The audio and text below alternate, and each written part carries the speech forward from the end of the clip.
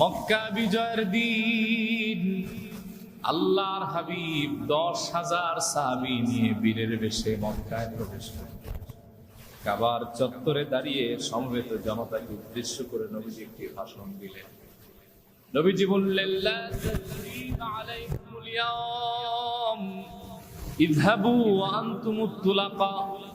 হে মক্কাবাসী, আজ তোমাদের প্রতি আমার কোনো রাগ নাই, ক্ষোভ নাই, কোনো প্রতিহিংসা নাই, কোনো প্রতিশোধ নেওয়া হবে না। ইযহাবু ওয়া আনতুমুত তুলাকা, যা আওয়াজ থেকে তোমরা স্বাধীন মুক্ত, আমি রাসূলুল্লাহ সবাইকে বিনা শর্তে মাফ করে দিলাম। রাসূলুল্লাহর এই এক আহ্বান শুনে জায়গায় হাজারের উপর বেদিন কালেমা পড়ে মুসলমান হয়ে সুবহানাল্লাহ পড়েন। তাফসীর কুরআনুল আযীমে ইবনে কাসির লিখেছেন রাহমাতুল্লাহি আলাইহি, ইয়ামেন থেকে 700-এর অধিক লোক মক্কা আল মুকাররমা জিয়ারতের জন্য এসেছিলেন। আল্লাহর হাবিবের এই আহ্বান দূরে দাঁড়িয়ে তারা শুনে রাসূলুল্লাহর হাতে হাত রেখে কালেমা পড়ে তারাও মুসলমান হয়ে গেছে। এই ওয়াদা নবীজিকে আল্লাহ তাআলা তার জীবনের শেষ সময় করেছিলেন। যারা জানেন আমার সঙ্গে পড়ুন। ইযা জাআ নাসরুল্লাহি ওয়াল ফাতহ ওয়া রাআইতান নাসা ইয়াদখুলুনা ফি দীনিল্লাহি আফওয়াজা ফাসাব্বিহ বিহামদি রাব্বিকা ওয়াস্তাগফির ইন্নাহু কানা তাওয়াবা। হাবিব, যখন আমি আল্লাহর পক্ষ থেকে সাহায্য আর বিজয় আসবে, তখন আপনি দেখবেন দলে দলে লোক কালেমার ছায়া তলে আশ্রয় গ্রহণ করবে, কুফুর ছেড়ে দিয়ে দলে দলে মানুষ ইসলামের ছায়া তলে প্রবেশ করবে। সুবহানাল্লাহ পড়েন। তবে হাবিব, এটার জন্য সময় লাগবে। ডোন্ট বি ফ্রাস্ট্রেটেড, এত চিন্তার কারণ নাই, সবর করেন। ফাসাব্বিহ বিহামদি রাব্বিকা ওয়াস্তাগফির, সকল অবস্থায় আপনার রবের গুণকীর্তন এবং তার তাসবিহ পাঠ করুন এবং তার কাছে ক্ষমা প্রার্থনা করুন। এখন কার জন্য ক্ষমা প্রার্থনা করবে? নিজের জন্য, এজন্য যাতে আপনার মর্যাদা আরো বেড়ে যায়। আর উম্মতের হয়ে আপনি ইস্তিগফার করুন। সুবহানাল্লাহ পড়েন, যাতে উম্মতের জীবনের গুনাহগুলি মাফ হয়ে যায়। তবে ইন্নাহু কানা তাওয়াবা, নিশ্চয় তিনি তাওবা কবুলকারী রহিম। আল্লাহ তাআলা তার হাবিবকে আশ্বাস দিয়েছেন, হাবিব সময় লাগবে। এমনি এমনি জমিনে দিন বিজয় হয় না, দিন প্রতিষ্ঠা হয় না। এর জন্য রক্ত ঝরাতে হয়, হামলা মামলার শিকার হতে হয়, নির্ঘুম রাত কাটাতে হয়, তারপরে এই বিজয় চলে আসে। ঠিক কিনা বলেন? তবে গোটা বিশ্বে মুসলমানদের আগামীতে সুদিন আসছে বলেই আমরা চির বিশ্বাস হৃদয়ে লালন করি। ঠিক কিনা বলেন? গোটা বিশ্বে বহু বছর জঙ্গি কার্ড খেলা হয়েছে। আলেমদেরকে এবং বিশ্বে মুসলমানদেরকে হেয় প্রতিপন্ন করার জন্য বিভিন্ন জায়গায় মুসলমানদের উগ্রবাদী সাজানো হয়েছে। সেই ধারাপথে বাংলাদেশও ব্যতিক্রম ছিল না। ঠিক কিনা বলেন? আলেমদেরকে জঙ্গি তকমা দেওয়া হতো, রাজাকার তকমা দেওয়া হতো। এই কার্ড এখন আর মানুষ এটা নিয়ে খেলে না, আর এ কথা মানুষ এখন গেলেও না। ঠিক কিনা বলেন? তবে সবর করতে হবে, ইমানের পরীক্ষা দিতে হবে, আরো বেশি আল্লাহর উপর তাওয়াক্কুল রাখতে হবে, তারপর বিজয় আসবে। বিচলিত হওয়া যাবে না। গোটা মক্কাবাসী আজ বড় আনন্দ আর উৎফুল্ল। সবাই ভাবলেন কি হলো, কি ভাবলাম আর কি হলো। আনন্দ চিত্তে নির্ভয়ে সবাই সবার বাড়িতে ফিরতে লাগলেন। ভাবলাম রাসূলুল্লাহ হয়তো এতদিনের পুরানো প্রতিশোধ দিবেন, কিন্তু তিনি এতটুকুন প্রতিশোধ নেন নাই, সবাইকে বিনা শর্তে মাফ করে দিয়েছে। ইবনে হিশাম লেখেন, মক্কার ইতিহাসে এই দিনের মতো আর আনন্দঘন কোনো পরিবেশ দেখা যায় নাই। সুবহানাল্লাহ পড়েন। যেই মানুষটাকে আমরা নিজের মানুষ ভাবলাম না, দেশ থেকে বিতাড়িত করে দিলাম, আজকের সুপ্রিম পাওয়ার পেয়ে তিনি প্রতিশোধ নেন না। এটাই হচ্ছেন আল্লাহর রাসূল। সুবহানাল্লাহ। আনন্দ চিত্তে নির্ভয়ে সব মানুষ তার আপন আপন বাড়িতে ফিরতেছে। মক্কার একজন যুবক, নাম তার রফসি, সে তার সামান গাছুলি বেঁধে মক্কা থেকে পালায়নের চেষ্টা করলো। পথিমধ্যে লোকেরা তাকে জড়ো করে ধরলেন। লোকেরা বলল, ওয়াহশী আইনা তুরিদ, ওয়াহশী তুমি কোথায় ভেগে যাচ্ছ, কোথায় পালিয়ে যাচ্ছ? ওয়াহশী বলল, তোমরা কি জানো না আল্লাহর হাবিব মুহাম্মদ ইবনে আব্দুল্লাহ সাল্লাল্লাহু আলাইহি ওয়া আলিহি ওয়াসাল্লাম আজ সুপ্রিম পাওয়ার নিয়ে, শাসন ক্ষমতার কর্তৃত্ব নিয়ে সুদীর্ঘ কত বছর পরে মক্কা এসেছে। কি নির্যাতন নিপীড়ন তার উপর আমরা চালিয়েছি, আজ মনে হয় তিনি আমাদের কোনো ছাড় দিবেন না, কড়ায় গন্ডায় প্রতিশোধ নিবেন। আজ মনে হয় আমাদের আর জান রক্ষা হবে না। লোকেরা বলল, ওয়াহশী নির্ভয় চিত্তে আনন্দ মনে নিজের বাড়িতে ফিরে যাও, তুমি তো জানো না রাসূলুল্লাহ সবাইকে বিনা শর্তে মাফ করে দিয়েছে। ওয়াহশী বলল, আমার মন বলে আল্লাহর হাবিব সবাইকে মাফ করলো, আমাকে মাফ করবে না। লোকেরা বলল, ওয়াহশী কি এমন অপরাধ তুমি করেছো যে জন্য তোমার এমনটি ধারণা হচ্ছে? ওয়াহশী বলল, তোমরা তো জানো না আমি রাসূলুল্লাহর প্রাণপ্রিয় চাচা আমির হামজাকে উহুদ যুদ্ধের সময় নিজ হাতে হত্যা করেছি। বল্লম দিয়ে আমি তার বুকটা ফেরেছি, তাজা কলিজাটা বের করে এনেছি। আবু সুফিয়ানের স্ত্রী হিন্দা তা দাঁত দ্বারা চর্বণ করেছে। আমার মন বলে আল্লাহর হাবিব সাল্লাল্লাহু আলাইহি ওয়াসাল্লাম তার স্মৃতিপট থেকে হাজার দৃশ্য মুছে ফেলতে পারেন, হাজার কথা ভুলে যেতে পারেন, তার চাচার করুণ মৃত্যুর কথা ভুলবেন না, আর আমাকে ক্ষমাও করবেন না। লোকেরা বলল, ওয়াহশী তুমি তো রাসূলুল্লাহর দয়া, মায়া আর উদারতা, ক্ষমার কথা জানো না। একবার রাসূলুল্লাহর কদম মোবারকে হাজির হয়ে সালাম দাও। আমাদের বিশ্বাস তোমার মতো হাজার পাপী রাসূলুল্লাহ এক মুহূর্তে বিনা শর্তে মাফ করে দিতে পারে। ওয়াহশী বলল, আমি ভয়ে ভয়ে রাসূলুল্লাহর নূরময় কদম মোবারকের কাছে আসলাম। আমি নবীজিকে ভয়ে ভয়ে সালাম দিলাম। নবীজি আমার সালামের জবাব নিয়ে বললেন, কে তুমি? আমি বললাম, আমার নাম ওয়াহশী। নবীজি বললেন, কোন ওয়াহশী? আমি বললাম, আপনার চাচা আমির হামজা হত্যাকারী। আচ্ছা ভাই সব, আপনার আমার বাপ দাদার হত্যাকারী যদি হাতের নাগালে পাইতাম তাহলে আর জান রক্ষার কোনো গ্যারান্টি ছিল না। আর আমরা তো হলাম সে জাতি, ভিন্ন দল করার কারণে মানুষকে ফাঁসিতেও ঝুলানো হয়, ঠিক কিনা বলেন? আমরা হলাম সেই জাতি যারা 10-7 জায়গা নিয়ে আপন ভাইয়ের বিরুদ্ধে মিথ্যা মামলা দেয়। আমরা হলাম সে জাতি, নির্দোষ মানুষের নামেও শত শত গায়েবী মামলা দেওয়া হয়। আপনার আমার কাছে থাকলে আর রক্ষা। ওয়াহশী বলল, এ কথা বলতেই আমি রাসূলুল্লাহর চেহারা আনোয়ারের দিকে তাকালাম। আমি দেখলাম রাসূলুল্লাহর চেহারা আনোয়ারে কোনো রাগ, ক্ষোভ কিংবা প্রতিশোধের ছাপ নাই, বরং রাসূলুল্লাহর নূরময় চেহারা আনোয়ারের দিকে তাকিয়ে আমি আমার ক্ষমার সুসংবাদ পেয়ে গেলাম। নবীজি বললেন, কি চাও, কেন এসেছো ওয়াহশী? আমি বললাম, আতাইতুকা ইয়া রাসূলুল্লাহ ইউরিদু আন মুসলিম। ওগো আল্লাহর হাবিব, আমি আপনার কাছে ক্ষমা চাইতে এসেছি, আর আপনার হৃদয় দিয়ে যদি আমাকে ক্ষমা করে দেন, আমি ওয়াহশীর সিদ্ধান্ত নিয়ে এসেছি, আপনার হাতে হাত রেখে কালেমা পড়ে এই মুহূর্তে মুসলমান হয়ে যাব। তবে আমার একটা শর্ত আছে, লা উসলিমু হাত্তা আসমা কালাম আল্লাহ। আমার শর্তটি হলো, ততক্ষণ পর্যন্ত আমি ওয়াহশী মুসলমান হব না যতক্ষণ না ওহীর ভাষায় আল্লাহ তাআলা আপনার মাধ্যমে কথা সরাসরি আমাকে না জানাবেন, আল্লাহ পাক বিনা শর্তে আমাকে মাফ করেছেন, ততক্ষণ পর্যন্ত আমি ওয়াহশী কালেমা পড়ে মুসলমান হব না। আল্লাহু আকবার বলেন। এতদিনের হত্যার ক্ষমা চাইতে আসছে, আপনি আমি বাইরে দেখেন দ্বীনের ব্যাপারে আল্লাহ এবং তার রাসূল কতটা উদার। শোনার আগেই কোন সুবহানাল্লাহ। শর্তটা কি সহজ না কঠিন?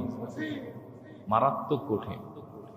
ক্ষমা চাইতে আসছে এই শর্তে, যদি আল্লাহ তাআলা তার বিনা শর্তে মাফ করে এবং সেটা ডাইরেক্ট ওহির ভাষায় হয়, তাহলে কালেমা পড়বে, না হলে ইসলাম গ্রহণ করবে না।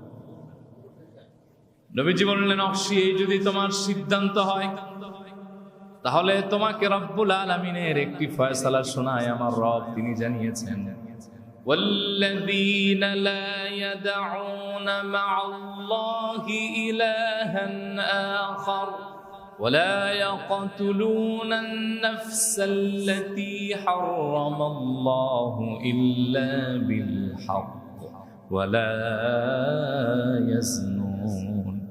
ওয়াশির আল্লাহ পাক জানিয়েছেন, যারা আল্লাহর সাথে অংশ স্থাপন করে শিরিক করবে না, অন্যায়ভাবে নিরপরাধ কোন মানুষকে হত্যা করবে না, ওয়ালা ইয়াজনুন, জিনা ব্যভিচার ধর্ষণ করবে না, এই তিনটি গুরুতর অন্যায় অপরাধ যাদের আমলনামায় না পাওয়া যাবে, আমার আল্লাহ তাআলা তার দয়ায় সাধারণ ক্ষমা দিয়ে তাদেরকে অটোমেটিক মাফ করে দিবে। নবীজি বললেন, অবশ্যই কালেমা পড়ো, মুসলমান হয়ে যাও। ওয়াসি বলল, ইয়া রাসূলুল্লাহ, ইন্নী আশরাকতু বিল্লাহি ওয়া কাতালতু আন-নাফসা আল্লাতী হারামাল্লাহু ইল্লা বিল হক ওয়া যানাইতু ইয়া রাসূলুল্লাহ। ও আল্লাহর হাবিব, আল্লাহ পাক এই জায়গায় তিনটি শর্ত দিয়েছেন। তিনটি শর্ত যদি কোনো ব্যক্তি পূরণ করতে পারে তার গুনাহ মাফ। কিন্তু এই শর্তের আওতায় তো আমি পড়ি না, কারণ আমি তো আল্লাহর সাথে অংশ স্থাপন করে শিরিক করেছি, অগণন মানুষকে নিরপরাধ ভাবে হত্যা করেছি, জিনা ব্যভিচার ধর্ষণ দিয়ে গোটা জীবনটাকে কাটিয়েছি। ইয়া রাসূলুল্লাহ ওয়া ইয়া হাবিবাল্লাহ, তাহলে তো আমি আমার ক্ষমার কোনো সুসংবাদ অত্র আয়াতে কারিমার ভেতরে দেখি না। তাহলে তো আমার ঈমান আনার পরে কোনো ফায়দা নাই, যেহেতু আমার ক্ষমার কোনো সুসংবাদ পাচ্ছি না। রাসূল, আপনি আমারে বিদায় দেন, আমি অবশ্যই কালেমা পড়ে মুসলমান হব না। নবীজি কিছুক্ষণ চুপ করে থেকে বললেন, অবশ্যই চিন্তার কোনো কারণ নাই, পেরেশান হবার কোনো প্রয়োজন নাই।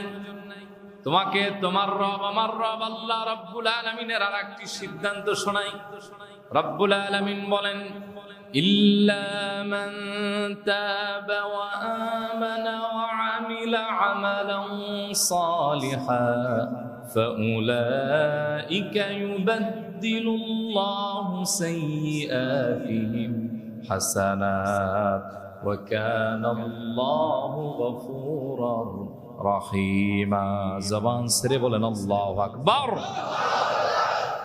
ওয়াসির আল্লাহ পাক জানিয়েছেন, ইল্লা মান তাবা, হাজার গুনার অপরাধের পরেও যেই ব্যক্তি গুনাহ থেকে ফিরে এসে একনিষ্ঠভাবে তাওবা করবে, ওয়া আমানা, ওই ব্যক্তি যদি পূর্বের ঈমানদার হয় তাহলে তাওবার দ্বারা ঈমানটাকে নবায়ন করবে, আর যদি পূর্বের ঈমানদার না হয় নতুন করে ঈমান আনবে। ওয়া আমিলা আমালান সালিহা, আর ওয়াদাবদ্ধ হবে যে আগামী জীবনে আর গুনাহ করবে না, নেক আমল অনবরত চালিয়ে যাবে, এমন ব্যক্তিকে আল্লাহ তাআলা শুধু মাফই করবেন না, ফাউলাইকা ইউবাদদিলুল্লাহু সাইয়্যাতিহিম হাসানাত, আমার আল্লাহ তাআলা তাদের গুনাহ তো মাফ করবেন। যেই পরিমাণ গুনাহ তাদের আমলনামায় ছিল ওই পরিমাণ সওয়াব আল্লাহ তাআলা আমলনামায় সংযুক্ত করে আমলনামাটা সওয়াব দিয়ে ভরপুর করে দিবে। ওয়া কানা আল্লাহু গফুরার রহিমা। এরপরেও যদি বান্দার কিছু খাতা মিস্টেক ভুল হয়ে যায়, আল্লাহ তাআলা অতীব ক্ষমাশীল, তাও আল্লাহ তাআলা মাফ করে দিবেন। সুবহানাল্লাহ পড়েন। নবীজি বললেন, অবশ্যই এবার তো কালেমা পড়ো, তাওবা করলে, ঈমান আনলে গুনাহ মাফ। যেই পরিমাণ গুনাহ ছিল ওই পরিমাণ সওয়াব তো অটোমেটিক পেয়ে যাচ্ছ। সুবহানাল্লাহ বলবেন না? ওয়াশিরেতেও মন বলল না, তিনি বললেন, ইয়া রাসূলুল্লাহ, আমি মুসলমান হব না। নবীজি বললেন, অবশ্যই কি সমস্যা তোমার, কালেমা পড়বা না কেন? ওয়াশি বলল, ইন্নী আরা ফীহি শারতান ওয়া হিয়াল আমালুস সালিহ ফালা আদরি আ'মালু আমালান সালিহান আম লা। ও আল্লাহর হাবিব, এখানে আমি আমার জন্য একটি ক্রিটিক্যাল শর্ত দেখতে পাচ্ছি, তা হলো ঈমান আনানোর পরে তাওবা করে বাকি জিন্দেগি নেক আমল করতে হবে। আমি তো জানি না কতটুকু নেক আমল আমার দ্বারা সম্ভব। এর কারণ হলো আমার পূর্বের অতীত জীবনটা পুরা গুনার সাম্রাজ্য আমি গড়ে তুলেছি। তাওবা করলাম, ঈমান আনয়ন করলাম, এটা আমার জন্য সহজ, কিন্তু বাকি জিন্দেগিতে সবটুকু নেকামল করতে পারাটা এটা আমার জন্য কঠিন। শয়তানের ধোঁকায় যদি আবার গুনাহে লিপ্ত হয়ে যায়, তাহলে তো আমার গুনাহ মাফের কোনো স্পেশাল গ্যারান্টি হলো না। যেহেতু আমি ক্লিয়ারেন্স পাচ্ছি না, রাসূল আপনি আমার বিদায় দেন, আমি অসি এখনো কালেমা পড়ব না। নবীজি কিছুক্ষণ চুপ করে থাকলেন, এরপরে বললেন, অসি, তোমাকে রব্বুল আলামিনের আরেকটি চূড়ান্ত লেভেলের সিদ্ধান্ত শোনাই। আমার রব আল্লাহ তাআলা জানিয়েছেন, ইন্নাল্লাহা লা ইয়াগফিরু আন ইউশরাকা বিহি ওয়া ইয়াগফিরু মা দুনা যালিকা লিমান ইয়াশা। ওয়াসির আল্লাহ পাক বলেছেন, যেই বান্দার আমলনামায় শিরক থাকবে না, শিরকের ভয়াবহতা মুক্ত যেই ব্যক্তির আমলনামা পাওয়া যাবে, ঈমান পাওয়া যাবে, ওই ব্যক্তিদের ভেতর থেকে যাকে ইচ্ছা তাকে আল্লাহ তাআলা বিনা তাওবায় বিনা শর্তে অটোমেটিক মাফ করে দিবে। বললাম কেন? কারণ তওবা করে ঈমান আনলে কুফরও মাফ, শিরকও মাফ, সব মাফ। সুবহানাল্লাহ পড়েন। খুশি হয়েছেন? ওয়াসি খুশি হইতে পারে। নবীজি বললেন, এখন তো শর্ত নাই, তওবা করো, ঈমান আনো, শিরক করো না, তাইলেই তো হবে। ওয়াসি বলল, না, তাও আমি ঈমান আনবো না। নবীজি বললেন, ওয়াসি রে, কি এমন সমস্যা তোমার, ঈমান আনবা না কেন? ওয়াসি বলল, ইন্নী আরা ফিহি শারতান আইদান ইয়া রাসূলুল্লাহ ওয়া হিয়া মাশিয়াতুল্লাহি আযজা ওয়া জাল ফালাআল্লি মিম্মান লাম ইয়াশাআল্লাহ। ও আল্লাহর হাবিব, এই জায়গায় আমি নতুন করে আরেকটি শর্ত দেখতে পাচ্ছি। তাওবা করলাম, ঈমান আনলাম, শিরক করলাম না, কিন্তু গুনাহ মাফের জন্য তো আল্লাহর দয়া লাগবে। আমি তো জানি আল্লাহ পাক কাকে দয়া করবেন, কাকে দয়া করবেন না। আমি আমার অতীত জীবনে এত বেশি গুনাহ করে ফেলেছি, আমার গুনাহের আমলনামা দেখে যদি আল্লাহ পাক আমার প্রতি নারাজ হয়ে গুনাহ মাফ না করেন, তাহলে তো তাওবা করে আমার কোনো লাভ হলো না। যেহেতু আমি গুনাহ মাফের কোনো গ্যারান্টি পাচ্ছি না, রাসূল আপনি আমারে বিদায় দেন, আমি মুসলমান হব না। আল্লাহর হাবিব চুপ করে রইলেন। আল্লাহর হাবিব কখনোই কোনো চূড়ান্ত সিদ্ধান্ত দিতেন না কার সিদ্ধান্ত ছাড়া। আল্লাহর হাবিব চুপ করে রইলেন। কি জবাব দিবেন মনে মনে আল্লাহর সিদ্ধান্তের অপেক্ষায় ছিলেন। ফাআনজালাল্লাহু সুবহানাহু ওয়া তাআলা হাযিহিল আয়াহ আলা রাসূলিহি সাল্লাল্লাহু আলাইহি ওয়া আলিহি ওয়াসাল্লাম। আল্লাহ পাক ওয়াহশির প্রশ্নের জবাব এই আয়াত নাজিলের মাধ্যমে তার হাবিবের দ্বারা দিয়ে দিয়েছেন। সুবহানাল্লাহ। আল্লাহ আয়াত নাজিল করলেন, কুল ইয়া ইবাদিয়াল্লাযীনা আসরাফু আলা আনফুসিহিম লা তাকনাতু মির রাহমাতিল্লাহ ইন্নাল্লাহা ইয়াগফিরুয যুনুবা জামিআ ইন্নাহু হুয়াল গফুরুর রহিম। আওয়াজ করে বলেন আল্লাহু আকবার। আল্লাহ ডাক দিয়ে বললেন, হাবিব মুহাম্মদ সাল্লাল্লাহু আলাইহি ওয়া আলিহি ওয়াসাল্লাম, আপনি আমার বান্দা ওয়াহশী সহ তামাম বিশ্বের সব বান্দাদের ডাক দিয়ে বলেন, হে আমার বান্দারা, যত গুনাহ করেছো এ নিয়ে টেনশন করবার কোনো কারণ নাই, ডিপ্রেশনে ভোগবার কোনো কারণ নাই, কোনো শর্ত নাই, চুক্তি কিংবা কমিটমেন্টের প্রয়োজন নাই। হাবিব আপনি জানায় দেন, আমার বান্দা যখনই গুনাহের জন্য অনুশোচিত হয়ে ভুল বুঝে আমি আল্লাহ তাআলার কাছে একনিষ্ঠ হৃদয়ে তাওবা করবে, আমি আল্লাহ তাআলা তৎক্ষণাৎ বান্দার জীবনের সব গুনাহ মাফ করে বান্দাকে মাসুম বানায় দিব। এবার নবীজি বললেন, ওয়াহশী তোমার সিদ্ধান্ত কি?